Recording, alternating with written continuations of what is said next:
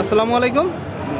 কাছে দূরে দেশে প্রবাসে যে যেখান থেকে দেখছেন সবাইকে শুভেচ্ছা ও ভালোবাসা জানিয়ে শুরু করছে আমাদের নতুন পর্ব। দর্শক দেখতে পাচ্ছেন ভরপুর আমদানি হয়েছে সিঙ্গেল বডি, ডবল বডির, দেশি জাত, কুরাজ জাতের, মোটা তাজাকরণের শুকনো গাভী হাড্ডি গরুগুলো প্রচুর পরিমাণে আমদানি হয়।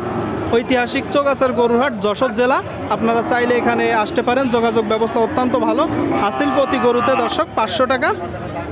ঢাকা থেকে বা চিটাগাং থেকে, উত্তরবঙ্গ থেকে যারা আসতে চান বা ঢাকার দিক থেকে যারা আসতে চান অবশ্যই পদ্মা সেতু হয়ে যশোর জেলায় আসতে হবে।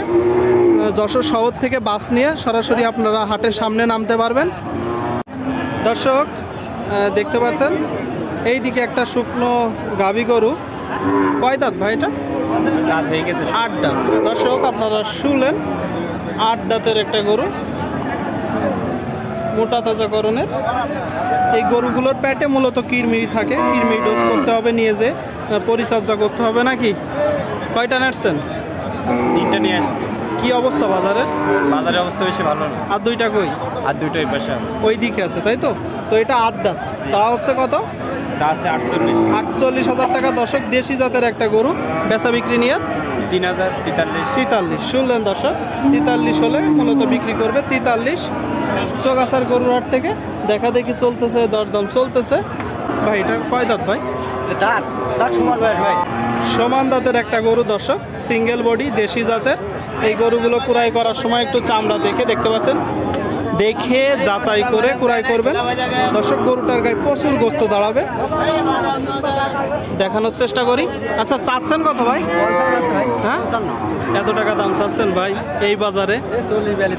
গরুর গোশের দাম কিন্তু ভাই 630 টাকা ভাই। এটা তো গোশে বিক্রি হবে না ভাই।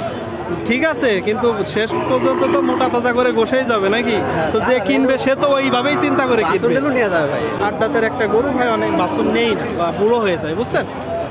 কত হলে বিক্রি করবেন? 42-43 আপনারা শুনলেন দর্শক।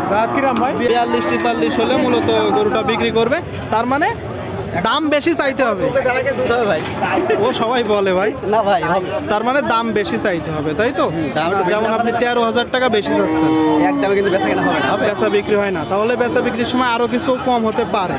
দর্শক ধারণা করে নিন, এই যে একটা গরু দেখতে পাচ্ছেন, শেষ পর্যন্ত যখন বেচা বিক্রি হয় আপনার মূলত 39-40 এমন দামেই বেচা বিক্রি হয়।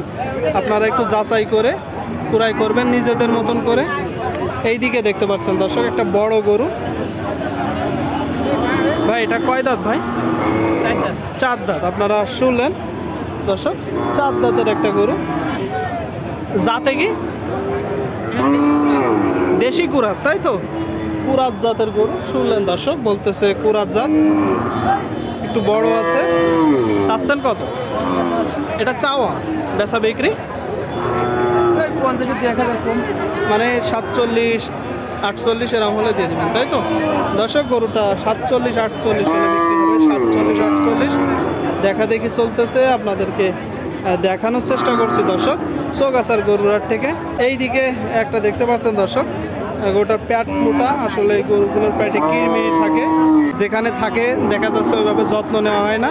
তো যখন আপনার পরিবেশে যাবে যত্ন নিলে ভালো কিছু হবে। এটা কয় দাঁত? 8 দাঁতের একটা গরু শুনলেন দর্শক, চৌগাছার গরুরহাট থেকে 8 দাঁতের দেখা দেখি চলতেছে, দরদাম চলতেছে। চাচ্ছেন কত?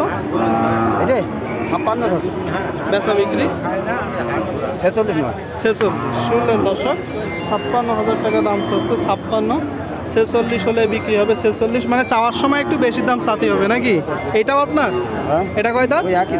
একই দাম। শুনলেন দর্শক 8 দাঁতের। 8 দাঁত। এটা কত হলে বিক্রি হবে? একই দাম দর্শক। তার মানে শুনলেন 46 করে হলে 2টা গরু বিক্রি হবে। দেখা দেখি দরদাম চলতেছে চৌগাছার গরুরহাট থেকে। ভরপুর আমদানি হয়েছে। এইদিকে আরেকটা দেখতে পাচ্ছেন সাদা গরু। এটা কয় দাঁত? 2 দাঁতের। আপনারা শুনলেন দর্শক, জালি গরু। দাম হয়নি, চাচ্ছেন কত?